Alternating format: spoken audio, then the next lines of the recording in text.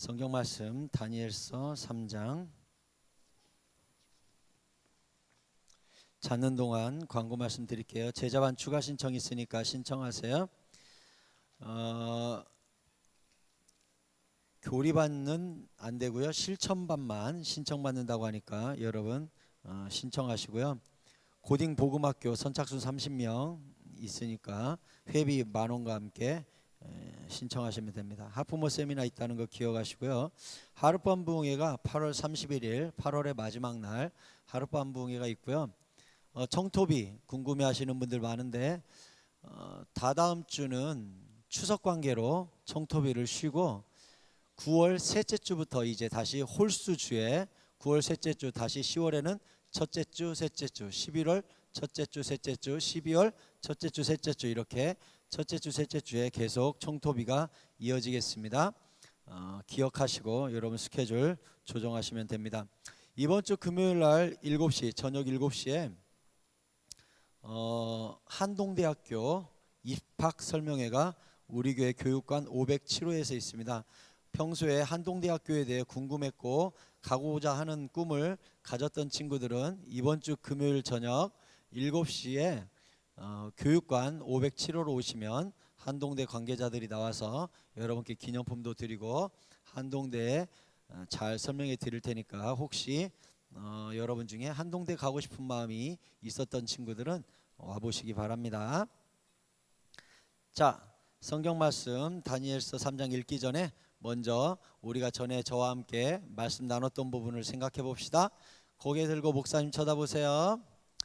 지난번에 느부갓네살 왕이 온 나라에 있는 박수와 술객들을 불러서 내가 무슨 꿈을 꿨는지 꿈도 맞추고 해몽도 해봐라 이렇게 숙제를 냈었죠. 아무도 그걸 못 맞추니까 다 죽이려고 하죠. 사실 느부갓네살 왕은 그 일을 통해 죽이려고 했었어요. 그렇게 해서 모든 정적들과 기득권들을 제거하고 자기가 이제 왕 원년이기 때문에 왕권을 확립하려고 했었습니다. 그런데 느부갓네살 입장에서는 놀랍게도 다니엘이 그 꿈과 해몽을 얘기해버렸죠. 그 바람에 오히려 다니엘한테 느부갓네살 왕이 엎드려서 절을 하게 되는 사태가 벌어졌어요. 그 후로 이 왕권 초기에 국가가 종교적으로 정치적으로 왕정 중심의 사회가 통합될 수 있도록 왕이 고민하는 중에 기가 막힌 생각을 한 거예요. 뭐냐?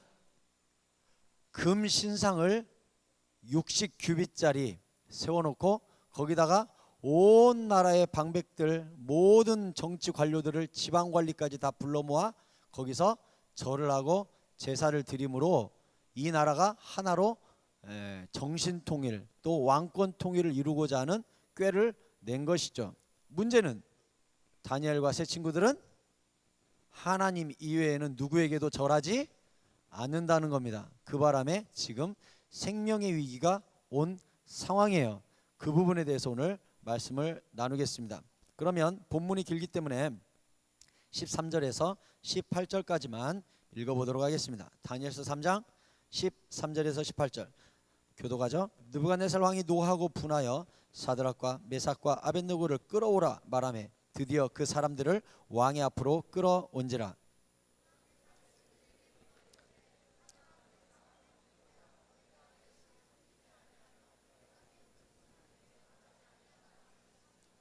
여러분 세게 읽으세요. 이제라도 너희가 준비하였다가 나팔과 피리와 수금과 사명금과 양금과 생황과 및 모든 악기 소리를 들을 때 내가 만든 신상 앞에 엎드려 절하면 좋거니와 너희가 만일 절하지 아니하면 즉시 너희를 맹렬히 타는 풀무불 가운데에 던져 넣을 것이니 능히 너희를 내 손에서 건져낼 신이 누구이겠느냐 하니.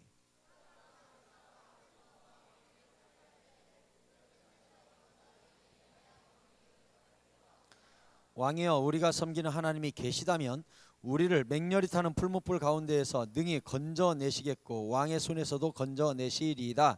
그렇게 하지 아니하실지라도 왕이여 우리가 왕의 신들을 섬기지도 아니하고 왕이 세우신 금 신상에게 절하지도 아니할 줄을 아옵소서. 아멘.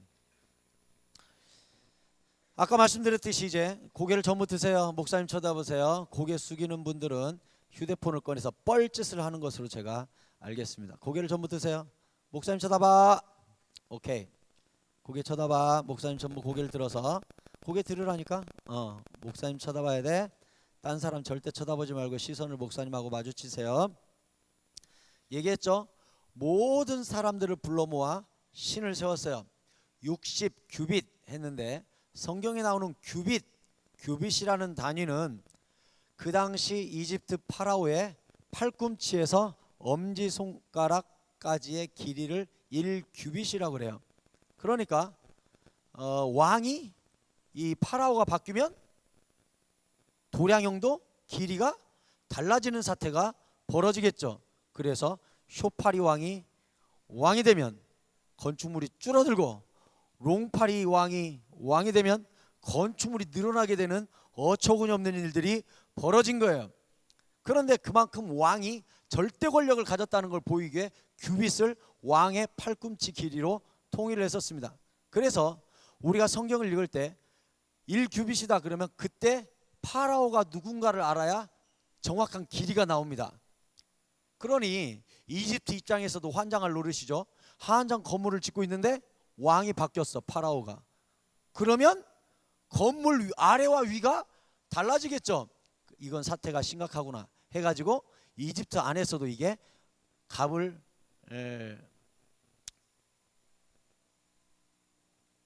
뭐라고 하지? 어쨌든 왈가불가 말이 많았단 모양이에요. 그래서 이걸 통일해야 된다. 그래가지고 47.5cm인가 48.5cm인가 그걸 통일을 했어요. 그래가지고 오늘날은 읽을 때 여러분들이 성경에 규빗이 나오면 그냥 머릿속으로 50cm 이렇게 생각하면 쉬워요. 알겠죠? 그러니까 오늘 성경에 신상, 금으로 만든 신상을 하나 세웠는데 60규빗 하면 몇 미터? 오케이, 30m. 30m면 우리 아파트 한 층이 몇 미터 정도 될 것 같아요? 아파트 한 층이 2m 7, 80 정도 됩니다. 그러니까 30m면 아파트 12층 정도 되겠죠. 그러니까 금신상을 얼마나 크게 세웠냐? 아파트 10층에서 12층짜리 정도 되는 금신상을 세우고 모든 나라에 있는 대관 신료들을 다 불러다가 거기서 절을 하고 제사를 드리게 했으니 생각해봐요. 여러분이 지방 관리인데 왕이 출두 명령을 내렸어요. 몇 월 며칠까지 어디로 와라. 가서 그 광장에 가봤더니 광장 한가운데 신상이 하나 서 있는데 높이가 아파트 12층짜리가 서 있다. 그냥 헉소리가 나오죠. 게다가 그게 금이에요. 그러니 햇빛이 한번 비추면 얼마나 눈이 부셨겠어요. 그래서 왕이 그 신상을 자기의 대리 모양으로 투영시켜 놓고 신적인 존재로 자기를 높이고 종교와 정치를 통일시키고 자기 중심으로 왕권을 확립시키고자 하는 일종의 정치적 쇼였어요. 문제는 사드락 메삭 아벳느고가 지방 관리로 있다가 몇 월 며칠까지 오라고 그래서 왔더니 제사를 드린다고 전부 다 절하라는 거예요. 절 안 하면 풀무불에 태워 죽인다는 거예요. 풀무불이란 어떤 불을 풀무불이라고 그러냐? 대장장이들이 쇠를 녹일 때 쓰는 불, 그걸 풀무불이라고 그래요. 그러니까 쇠를 녹여가지고 도끼도 만들고 칼도 만들고 호미도 만들고 하잖아요. 쇠물을 부어가지고 여러분 쇠가 몇 도에서 녹아요? 에? 이과? 여러분 쇠가 몇 도에 녹아요? 저도 몰라서 찾아봤어요. 1535도에서 녹는데요. 1535도에서 쇠가 녹는데 풀무불을 그만큼 쇠를 녹일 만큼 뜨겁게 달궈 놓고 절 안 하는 놈은 여기다 던져버린다. 여러분 절 안 하고 거기다 던져봐요. 아 뜨거 하기도 전에 타버리겠죠. 1500도가 넘어요. 1535도 이상. 그 불을 지펴놓고 절 안 하면 던져버린다. 옆에 지금 아궁이가 있고 여기는 절하고 있어요. 그 모습을 생각해봐요. 근데 그때 사드락과 메삭과 아벳느고는 고개를 빳빳이 들고 절을 하지 않았어요. 그러니까 왕이 기분 나빠가지고 불러가지고 딱 봤더니 아는 얼굴이라. 얼마 전에 3년간의 왕궁학교를 졸업한 우수한 학생들이라. 지방관리로 파송한 우수한 관리들이 절을 안 한 거예요. 아까운 거죠. 얘네들 어떻게 죽여? 그래서 뭐래요? 이제라도 15절에 이제라도 너희가 준비하였다가 나팔과 피리와 수금과 사명금과 양금과 생화과 및 모든 악기 소리를 들을 때 신상 앞에 엎드려 절해라. 이제라도 한 번 기회 줄게. 한 번 기회 줄게. 해봐. 여러분, 사탄이 우리를 꼬시는 죄악의 방법이 이와 같습니다. 한 번만 해봐. 잠깐만 해봐. 저 대학 다닐 때도 교회 다니는 친구들이 술 담배에 빠지는 거 보니까 한 모금만 빨아봐. 한 잔만 먹어봐. 게임 5분만 해봐. 야동 한 편만 봐봐. 다 그렇게 죄악에 빠지게 돼 있습니다. 여러분, 애당초 처음부터 사탄에게 틈을 주면 안 돼요. 이것들이 밀고 들어오기 시작하면 그 틈이 넓어지면 넓어지지 막기는 심하게 어렵습니다. 사드락과 메삭과 아벳느고를 불러다가 이제라도 한 번만 다시 기회를 줄 테니 유혹하고 있죠. 게다가 유혹만 한 게 아니라 협박도 했어요. 만일 절하지 아니하면 즉시 너희를 맹렬히 타는 풀못불 가운데 던져 넣을 것이니 능히 너희를 내 손에서 건져낼 신이 누구냐? 협박도 했어요. 여러분, 제가 서울에서 사역을 할 때 한 그 당시 나이로 40대 후반, 지금은 뭐 50대 중반 되셨을 거예요.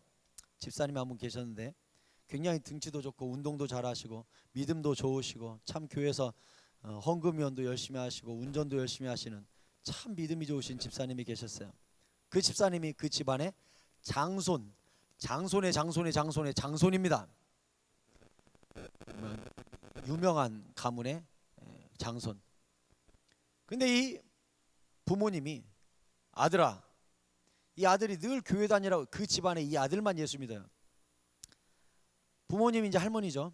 늙으셨죠. 80대. 야, 이제 내가 곧 죽을 것 같은데 너 나 제사 드릴 거냐? 너 혼자 교회 다니는데 교회 다니는 사람 제사 안 드린다며. 문제는 이 어머니가, 아버지는 돌아가시고 혼자 살아계신데 어머니 재산이 수십억입니다. 땅이 얼마나 많은지 재산이 수십억이었어요. 아들이 어머니 죄송하지만 제사 못 드려요. 그랬더니 어머니가 뭐라고 그랬냐? 만약에 네가 장손으로서 나를 제사 드려주지 않으면 유산 10원도 못 준다. 수십억 중에 너한테는 10원도 못 준다. 어머니 죄송하지만 살아계실 때 효도할게요. 제사는 못 드립니다. 결국 어떻게 한 줄 알아요? 변호사 불러다가 유산 포기각서를 썼습니다. 이분 어머니 돌아가시면 10원도 못 받게 법적 절차가 다 끝났습니다. 저랑 같이 한번 어디 장례가 나서 내려가는 차 속에 같이 앉았는데 기가 막힙니다. 목사님, 저 우리 집안 장손이에요. 몇 대 손이에요. 우리 어머니 굉장히 땅 많아요. 수십억대 부자예요. 제사 드린다고 말만 해주면 이거 다 준대요. 근데요, 저 하나님 앞에 그 집 못합니다. 거짓말 못합니다. 저 제사 못 드린다고 얘기했어요. 유산 포기각서 썼습니다. 수십억이 그냥 날아가 버렸어요. 말 한마디만 그냥 제사 드려줄게요 하고 안 드려도 되잖아요. 근데 그분은 하나님 앞에 내가 정직을 놓칠 수 없다 하고 그냥 수십억을 날려버렸어요. 그리고도 웃어요. 문제는 이분이 잘 사느냐? 아니에요. 못 삽니다. 지금 엄청 고생하고 있었어요. 그 당시 하나님이 복을 주신 것처럼 보이지도 않았어요. 자녀도 없었어요. 그 당시 40대 후반인데 애도 못 낳았어요. 왜 하나님이 이런 시련을 주시나 원망할 만도 하고, 하나님도 나한테 자녀도 안 주고 이랬으니 나도 그냥 제사 드릴래요. 한 번 삐칠 만도 한데 단 한 번도 그러지 않고 하나님께 의리와 정절을 지켰어요. 여러분, 다다음 주면 추석이에요. 성묘 가서 묘에다가고 절하면 속에 있는 시체가 땡큐 오랜만이다 그럴까요? 아니면 지옥에 가 있는 귀신이 내려와서 절 받을까요? 집에다가 차례상 챙겨놓고 차례상에 음식 챙겨놓으면 귀신이 와서 먹나요? 조상님이 와서 먹나요? 절하면 땡큐 하나요? 세뱃돈 주나요? 아니에요. 죽으면 천국이든 지옥이든 순식간에 끌려가고 인생은 끝납니다. 우리가 절하면 효도인가요? 여러분, 절대로 우리 크리스찬은 묘에다가 제사상에다 절하지 않습니다. 왜냐? 우리 조상들이 이미 천국이든 지옥이든 가 있어요. 절해봐야 절대 못 받아요. 잘해야 마귀 귀신 새끼가 와서 절받겠죠. 성경이 이야기하고 있어요. 하나님과 귀신을 겸하여 섬길 수 없는 일은. 우린 절대로 우리 중심을 지켜야 합니다. 제사 아름다운 미푼 양속이 아니라 우상 숭배입니다. 절대 절하지 마십시오. 여러분, 그저께 우리는 8.15 광복절이 지나갔습니다. 고개를 드세요. 가슴 아픈 이야기를 하려고 합니다. 우리가 대한민국 임시정부 수립할 때 33인 중에 15명인가 16명인가가 크리스찬이었습니다. 그 당시 크리스찬은 굉장히 아픔을 당하고 있는 식민지 시대에 독립운동에 힘썼고 국가를 사랑하는 기도하는 사람들이었습니다. 이 유관순 누나 유씨죠? 우리 가문이랑 가깝다고 합니다. 16촌인가 가깝대요. 우리 아버지 말씀이. 독실한 크리스찬이었습니다. 그 당시 크리스찬들은 나라를 위해 기꺼이 목숨을 던졌습니다. 왜냐? 목사님들이 나라를 위해 기도시켰고 나라를 사랑하라고 이야기했고 독립운동을 뒤에서 격려한 사람들이 다 목사님이었습니다. 일본 놈들 입장에서는 미치고 환장하죠. 가장 꼴보기 싫은 인간들이 목사들이었습니다. 이 목사들을 어떻게 잡들이 할 것이냐. 그래서 1년에 전국에 있는 목사님들이 대표들이 한자리에 모이는 기독교 총회가 있을 때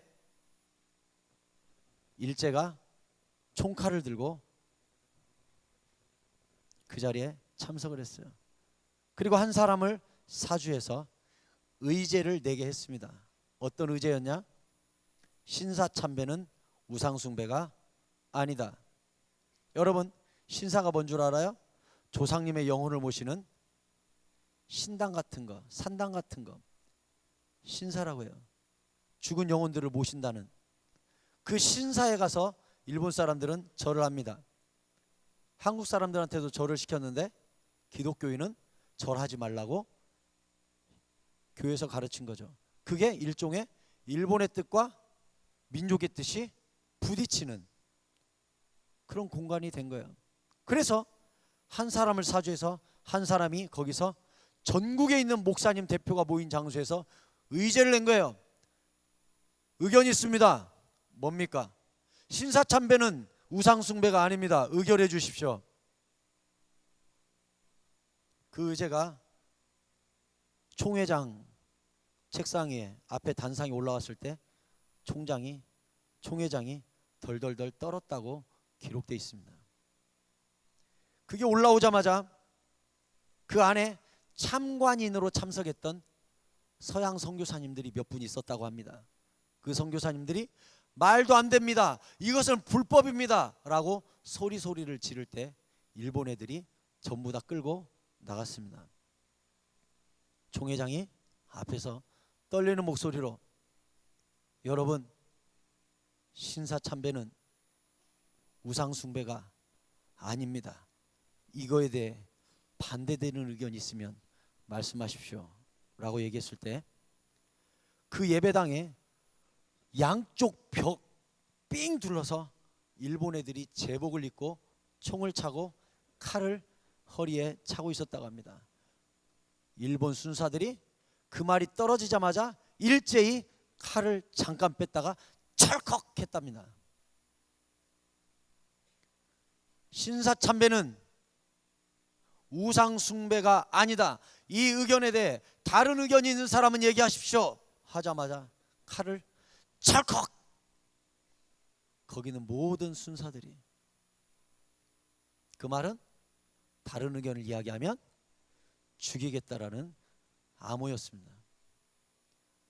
거기 앉아 있는 사람이 당연히 무슨 의미인지 알죠? 정막이 흘렀습니다. 별다른 의견이 없습니까?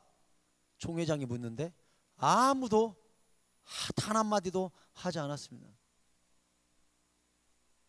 총회장 목사님이 만장일치로 결의되었습니다. 신사참배는 우상숭배가 아닙니다. 그리고 그 총회가 끝나자마자 그 백수십 명의 목사님들이 예배당에서 우르르 나가가지고 그대로 일본 순사들의 안내를 받아 신사로 가서 절하고 헤어졌습니다. 그 당시 대표로 총회에 참석하지 않았던 일부 목사님들 사이에 말도 안 되는 일이라면서 신사참배는 우상숭배라고 주장하는 많은 의견들이 지역에서 일어났는데 그 중에 한 사람이 주기철 목사님이셨습니다. 주기철 목사님이 신사참배는 우상숭배요, 그것도 예배당 입구에서 순사가 지켜보고 있는 그 앞에서 외쳤다고 합니다. 신사참배는 우상숭배라고. 예배 드리고 나오다가 체포돼서 감옥에 끌려갑니다. 그 유명한 사건, 유명한 영화 저 높은 곳을 향하여 보면 예배당 앞에 널빤지에 거꾸로 못을 박은 널빤지를 쭉 놔두고 주기철 목사님한테 네가 신사참배가 우상숭배라고 느낀다면, 네가 정말 하나님의 종이라면 여기를 걸어라 하죠. 영화를 보면 제가 초등학교 3, 4학년 때 본 기억이 납니다. 예배당 앞에 널빤지에 못을 촘촘히 박아서 쭉 해놓고 주기철 목사님하고 걷게 하죠. 주기철 목사님이 고무신을 신고 그 앞에 서요. 버선을 벗고 맨발로 서 있는데 고개를 숙이고 기도를 하죠. 하나님, 내가 어떻게 해야 됩니까? 기도 다 끝나고 고개를 들어보니까 그 못이 거꾸로 촘촘하게 박힌 널빤지에 피발자국이 처음부터 끝까지 있었습니다. 주기철 목사님 눈에 예수님이 먼저 걸으셨구나. 실제 주기철 목사님이 그 못 위로 걷죠. 발바닥이 다 찢어지고 다 헤어진 채로 피를 흘리다가 쓰러지죠. 그대로 감옥에 수감됩니다. 수감되어 있는 사람들이 통곡하면서 발을, 자기 옷을 찢어서 묶어주던 영화의 한 장면이 떠오르네요. 주기철 목사님이 많은 고문을 당할 때 아내, 사모님이죠, 주기철 목사님의 아내를 데려다가 주기철 목사님 보는 앞에서 때리고 아내를 고문하고 아내를 벌거벗기고 모욕과 수치를 줬다고 합니다. 나중에 주기철 목사님이 자기가 당하는 건 괜찮지만 자기 앞에서 자기 자녀와 아내가 고문당하는 것을 보고 참지 못하죠. 그때 순사가 그럽니다. 이보시오, 내가 한 번만 이야기하겠어. 그냥 예수 안 전하지 않겠다고 한마디만 이야기하시오. 내가 풀어줄 테니 나도 그러면 상부에 보고를 하겠어. 안전하겠다고 했다고. 그러면 나도 칭찬 들을 거 아니오. 그리고 당신 나가서 전하시오. 그래도 내가 용납해 주겠어. 오늘 성경처럼 이제라도 그럴듯한 회유책이 들어오죠. 주기철 목사님이 얘기합니다. 그렇게 하겠다고. 풀려나요. 주기철 목사님이 밤에 풀려나서 집에 오죠. 그리고 담장 밖에서 그럽니다. 여보, 여보, 여보, 문 열어주세요. 사모님이 안에서 그럽니다. 집 잘못 찾아오셨습니다. 우리 남편은 감옥에서 죽게 되어 있습니다. 당신이 여기 온 것은 집을 잘못 찾았습니다. 이렇게 이야기합니다. 주기철 목사님 그 자리에서 통곡하고 대문을 붙잡고 울다가 다시 감옥으로 돌아가서 그 순사에게 그럽니다. 아까 한 말 취소라고. 그 모든 고문의 현장에 같이 갔었던 주광조 아들, 주광조 장로님, 그 당시 나이 5살 정도 됐다 그래요. 주광조 장로님이 지금 살아계십니다. 제가 총신대학원 다닐 때 간증하러 오셨었어요. 간증하러 오셔서 아버지의 고문 장면과 자기 어린 시절 이야기하면서 앞에서 얼마나 울던지 제가 지금도 너무 가슴이 아파요. 그때 이 주광조 장로님이 하셨던 말씀 중에, 여러분, 우리 아버지가 잠깐 풀려난 적이 있어요. 집에 왔을 때 마루에 걸터 앉아서 하늘을 바라보고 땅을 바라보고 그 마루에 있는 기둥을 끌어안고 따뜻한 누룽지가 먹고 싶다 하고 우시던 모습이 지금도 떠오릅니다 하고는 앞에서 막 울더라고요. 그러더니 그 주광조 장로님이 그래요. 자기한테 그랬대요. 광조야, 타협이 있다면 순교는 없다. 타협이 있다면 순교는 없는 거다 하고는 우시더니 그 마루에 있는 그 석가래 딱 끌어안고 이렇게 기도하시더래요. 하나님, 이제 저 좀 놓아주세요. 이제 저 좀 놓아주세요 하고 우시더니 들어가셔서 순교하셨다고 증언합니다. 제가 그날 들으면서 참 많이 운 기억이 나요. 저도. 그리고 제 뼈에 새겼어요. 타협이 있다면 순교는 없구나. 예수님의 12제자가 하나같이 목베임 당하고 톱으로 켜서 죽고 십자가에 거꾸로 매달려 죽고 끓는 기름에 던져 죽고 별스럽게 다 죽을 수 있었던 게 하나님 앞에 타협하지 않는 믿음으로 정절을 지켰기 때문에 그렇게 죽었구나. 하나님, 나도 그렇게 죽게 해주십시오. 나도 그렇게 정절을 지키게 해주십시오. 하나님 앞에 의리를 지키게 해주십시오. 마태복음 10장 28절에 보면 몸은 죽여도 영혼은 능히 죽이지 못하는 자들을 두려워하지 말고 오직 몸과 영혼을 능히 지옥에 멸하실 수 있는 이를 두려워해라. 몸만 죽일 수 있는 세상의 권력과 핍박을 두려워하지 말고 너의 몸과 영혼까지 지옥에 던질 수 있는 그분을 두려워해라. 왜 수많은 사람들이 지금도 순교의 현장에서 저 이슬람권에서 기꺼이 목베임을 당하 죽고 있습니까? 이 땅의 100년의 쾌락이 아니라 영원한 천국을 바라보고 있기 때문에 기꺼이 목숨을 던져 지금도 죽고 있는 것입니다. 여러분, 이 땅의 가치를 위하여 살지 마십시오. 우리 모두 다 죽습니다. 죽어서 하나님의 심판대 앞에 섰을 때 무엇을 가장 후회할 것 같습니까? 남자 좀 더 사귈 걸, 여자 좀 더 사귈 걸, 더 놀 걸, 더 여행 다닐 걸, 더 쾌락을 즐길 걸, 그걸 후회할 것 같습니까? 더 좀 꾸밀 걸, 더 돈 좀 벌 걸, 더 명예를 좀 얻을 걸, 그걸 후회할 것 같습니까? 하나님 심판대 앞에서요, 과연 그것을 후회할 것 같습니까? 아니에요. 더 주님의 영광을 위하여 살 걸, 더 예배 잘 드릴 걸, 더 기도할 걸, 더 찬양하며 살 걸, 더 전도할 걸, 더 주의 비전을 위하여 살 걸, 더 가치 있는 인생을 살다 마음껏 주의 이름을 높이다 죽을 걸, 그것을 후회하게 될 것입니다.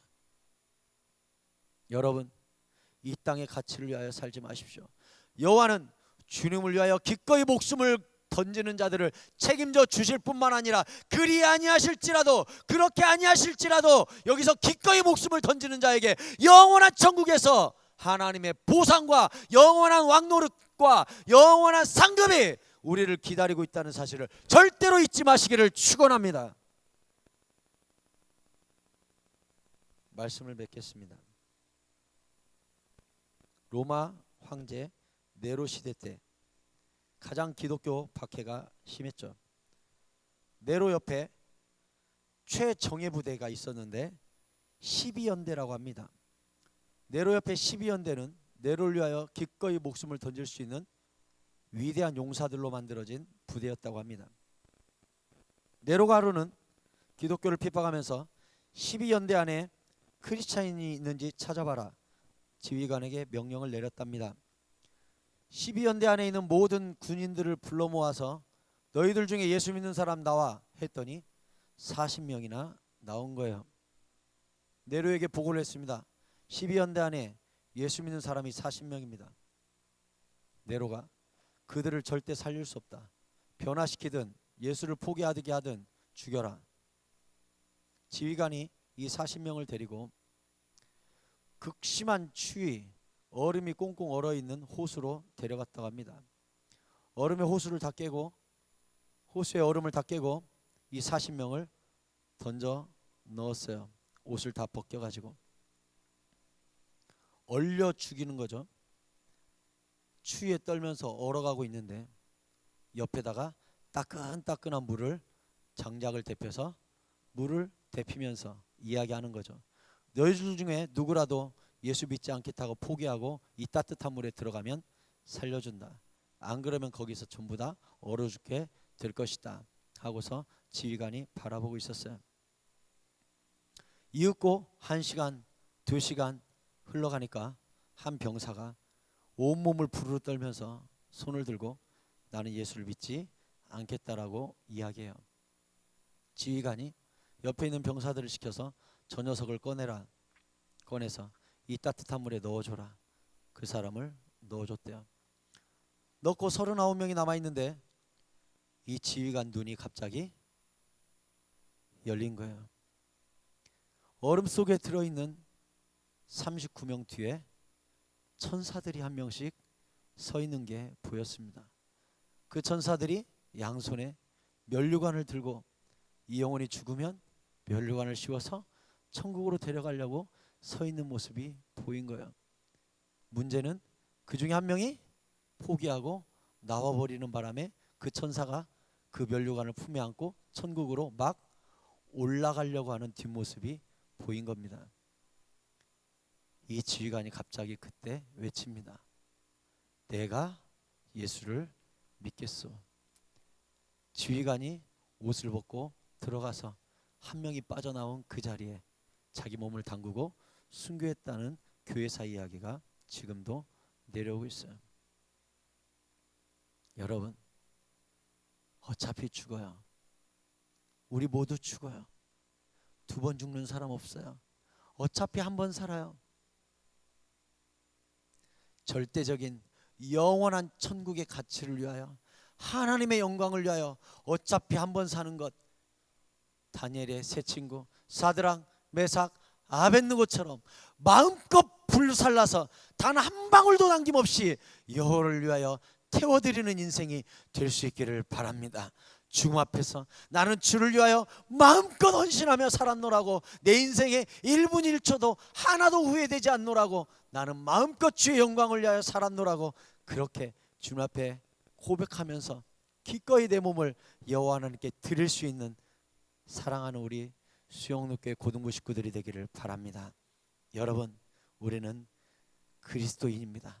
그리스도인 뜻이 뭔 줄 압니까?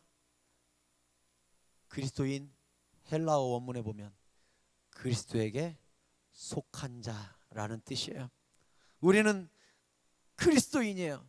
예수님께 속한 자예요. 그 누구와도 타협할 수 없고 그 어떤 가치에도 나의 시간과 목숨을 포기할 수 없습니다. 그리스도께 속한 자, 예수를 위하여 살고 예수를 위하여 죽는 심지가 견고한 하나님께 생명조차 맡길 수 있는 순교자적 믿음을 가진 우리 고등부 모든 식구들이 되기를 축원합니다.